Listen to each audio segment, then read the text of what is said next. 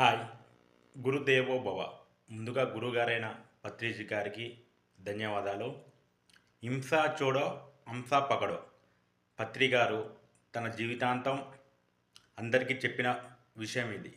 ఈ ఒక్క లైన్ మనం అర్థం చేసుకుంటే మొత్తం జీవితం అంతా అర్థమవుతుంది ఫ్రెండ్స్. మన కోరిక ఏముంటుంది? కష్టాలు రావద్దు, ఉన్న కష్టాలు పోవాలి. కష్టాలు ఏవైనా కావచ్చు, అందరికీ ఉంటాయి. కష్టాలు రావద్దంటే కష్టాలు ఎందుకు వస్తాయి ఫ్రెండ్స్? ఫస్ట్ తెలుసుకోవాలి. హింస కర్మ సిద్ధాంతం ప్రకారం మనం హింస చేస్తే కష్టాలు వస్తాయి. మనం ఎవరిని హింసించినప్పుడు కష్టాలు రావు. హింస చూడవు. ఇప్పుడు మనం హింసను వదిలేస్తే, హింస అంటే కేవలం మనుషులకు చేసేదే మాత్రమే కాదు ఫ్రెండ్స్, అన్ని జీవులకు సంబంధించింది. ఏ జీవిని హింసించరాదు. అంటే పూర్తిగా శాకాహారం తినాలి, జీవహింస చేయొద్దు, ఎవరిని ఇబ్బంది పెట్టవద్దు. అయితే మనం హింసను వదిలేసినట్టు. అయితే భవిష్యత్తులో మనకు కష్టాలు రావు. ఓకే, మరి ఇప్పుడున్న కష్టాలు పోవాలి అంటే మన గత జన్మలలో ఎన్నో చేసి ఉంటాం, ఎన్నో హింసలు చేసి ఉంటాం. మరి అవి అనుభవించకుండా తప్పించుకోవాలంటే దానికి కూడా మార్గం ఉంది.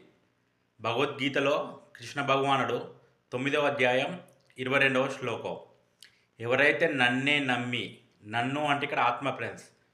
భగవద్గీత లెక్కల నన్ను నేను అన్న భగవంతుడు ఆత్మ. భగవంతుడు ఆత్మస్వరూపుడని భగవద్గీతలోనే చెప్పడం జరిగింది.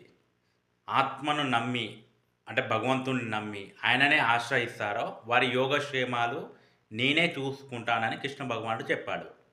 అంటే ఇప్పుడు మనం ఏం చేయాలి? కష్టం వచ్చినప్పుడు భగవంతుని ఆశ్రయించాలి, భగవంతుని నమ్మాలి.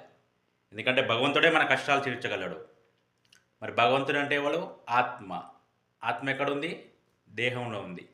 మన దేహంలో ఉన్న ఆత్మను చేరుకునే మార్గమే ధ్యానం, శ్వాస మీద ధ్యాస. హంస అంటే శ్వాస ఫ్రెండ్స్. అందుకే పత్రి గారు హింస చూడో హంస పకడో అన్నారు. హింసను వదిలేయండి, హంసను అంటే శ్వాసను గమనిస్తూ ధ్యాన సాధన చేయండి.